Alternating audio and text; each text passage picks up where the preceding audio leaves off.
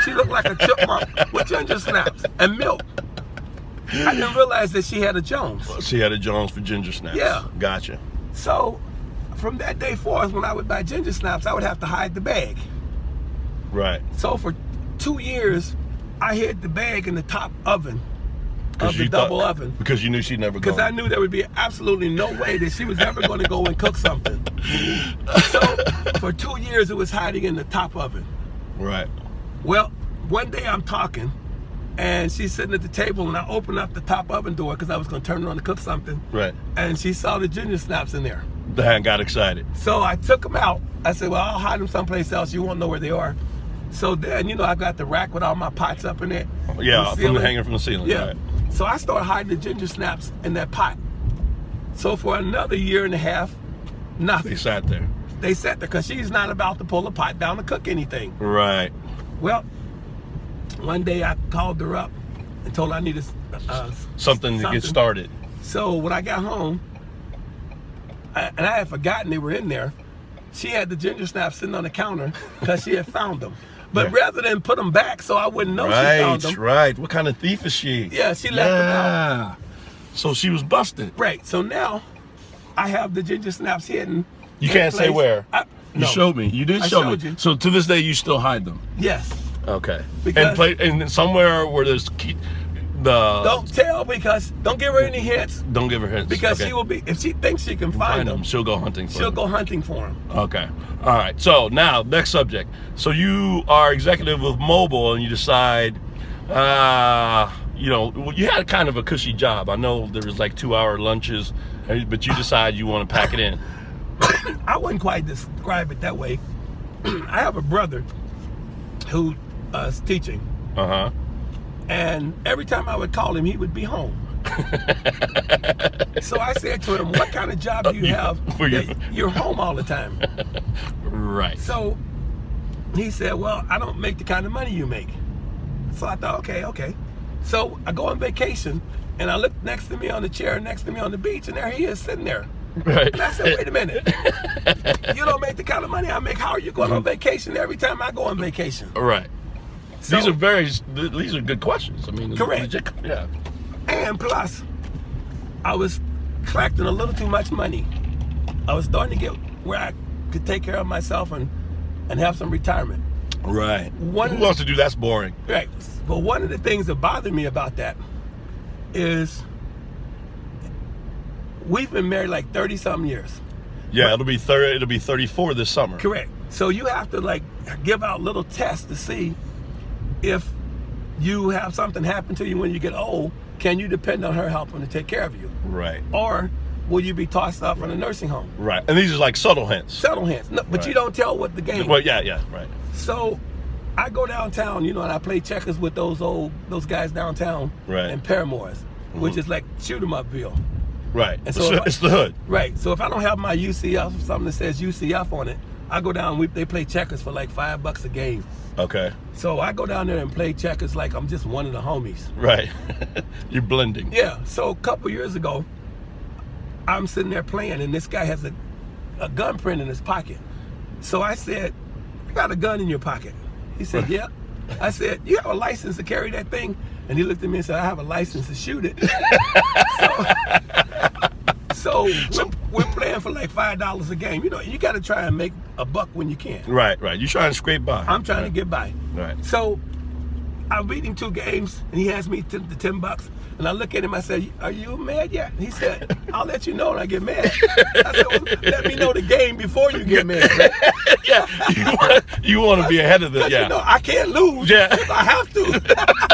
If I need to lose, I'll throw the game. Correct. For the bigger picture. For the bigger picture. Right.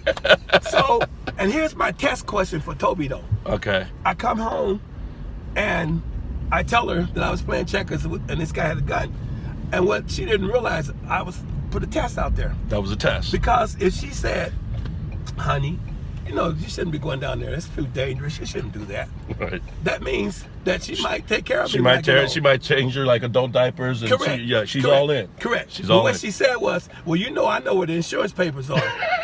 Well, you know, that says you got to go Hey another man, direction. look, the family's always kept it 100. We've always kept it real. I'm an accident, Correct. and if you get off, she got the insurance money. She's just letting you know. She's managing expectations, is what we call it. Okay, but what that says is, don't get to where you got too much money, or you got to sleep with like one eye open. So I said, well, I know how I'll make her love me forever. I'll just quit this mobile job, and I'll take a job teaching where I'm barely making ends meet. Right. So the true test of love. Right. She didn't marry you for the money. Right. And if you remember, when I told you I had to break the news to you guys we were getting married. It was like, You say break the news like it was bad. It was all good. No. Oh, wait a minute. You guys, you're trying to. You remember part of this. You don't remember it correctly. Remember we had that room where we used to go in and wrestle, Yes. and she comes talking about she wanted a dining room in China. Yeah, that probably was a good plan because you're still wrestling Vince and Anthony and me Correct. and Troy. Yeah, And so now, that's not a place to have right. furniture. So now we're having this female move in the house with 6 dudes.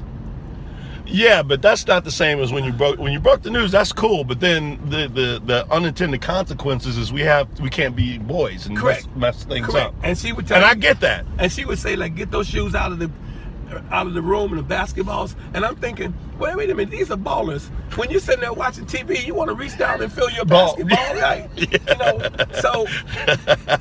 So Right. she kept telling you guys, and I can see how, that you guys are saying, I want to, the basketball in this family room, that's a family room, and we're part of the family. So one day you guys came in, and I had taken the TV upstairs. Yes. And I came downstairs, and we joked around and laughed around, and you said, I didn't say anything. We actually had laughed around about an hour or two, and nobody said a word about the TV. And when I got ready to go upstairs, Vincent said, hey, Pops, where's the TV? Right. And I said, well, a guy came over to clean up your stuff, And he took the and I TV. loaned the TV to him. I told him he'd have to bring it back when you guys start cleaning the room up. Right. So yeah, A miracle. the room got clean. Yeah. But yeah, I think that's going to be part of the conversation when the assisted living. That's that little incident right there. I'm gonna give you a debit on that. A debit? I'm gonna give you a debit on Okay, here's where it should be a credit. that. Okay. You know how there was no harsh words ever passed, There wasn't. No. right? Uh-uh. And I got you guys' attention. I didn't have to scream or holler. No, you just hit us where it hurt. It was the TV. we couldn't watch hoops. Couldn't watch any sport. We couldn't watch MTV. Right, but then What kind of cruel parent does that? Well, it was like You had to establish I had to back up Toby because Yes, it was your- important to her. your life partner. Yes. That's why, I teach grad school. Right. And I wasn't sure you really did it. That's why I surprised you in your class to make sure you're actually doing what you said you were doing. Because I was thinking you were on the beach doing Sudokus all the time. Right. Well, you saw I actually was in front of that was. You were actually teaching. You were actually and those molding were your like, minds. Those were like future CPAs, by the way. Yeah, because they were talking way over my head. Correct. And I told them, and I always tell them, the first Thanksgiving when you're in school, like when you go away to school, Right. that first Thanksgiving, don't go home. No matter if you have a place to go. If you don't have any place to go, Just- stay in the dorm or rent a hotel room, but don't go home that first Thanksgiving. The theory being. The theory is that your parents will get the vision that when you go away to school and they're looking forward to you coming home because it'll be the first time you've been away, they're looking forward to you coming home, and then you tell them you're going home with your roommate, Right. they will love you more. And let you get away with more. And they will let you get away with more. And they won't fuss about you leaving the top off the milk or whether you didn't make up the bed and put the right... Or put your corners- clothes away. Or put your clothes or away. you didn't put the dishes in Or the put sink. the dishes in the sink. They will be so happy that you're Right. there. But you got to get that first Thanksgiving and don't go Get home. through that. Yeah. Just to get, yeah. Right.